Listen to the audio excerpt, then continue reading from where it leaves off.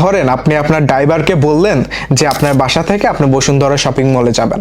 So আপনি বাসা থেকে উঠলেন, আপনার ড্রাইভার কিন্তু এক্স্যাক্টলি, আপনার কিন্তু কোনো টেনশন করা লাগতেছে না, এক্স্যাক্টলি বসুন্ধরা শপিং মলের সামনে এসে কিন্তু আপনাকে নামাই দিবে। টেক প্রফিটও কিন্তু সেম কাজ করে। আপনি যখন একটা ট্রেড ইন্টার করেন বা ট্রেড প্লেস করেন, আপনি কিন্তু চার্টে বসে থাকার কোনো দরকার নাই যে কখন মার্কেটে টিপি হিট হবে, ওই পজিশনে যাবে, এটা দরকার নাই।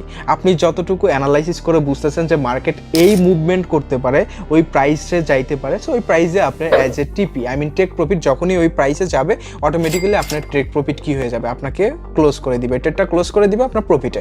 সো এটা হচ্ছে টেক প্রফিটের কাজ। সো বিগিনাররা যারা আছেন তারা কিন্তু টেক প্রফিট এবং এসএল, গত ভিডিওতে আমরা এসএল নিয়ে আলোচনা করছি এবং এই ভিডিওতে টেক প্রফিট নিয়ে আলোচনা করলাম।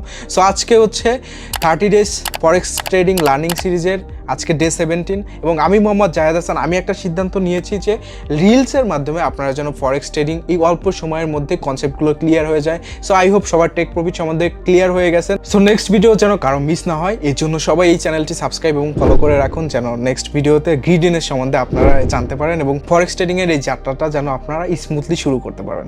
So see you next video, till then take care, আল্লাহ হাফেজ।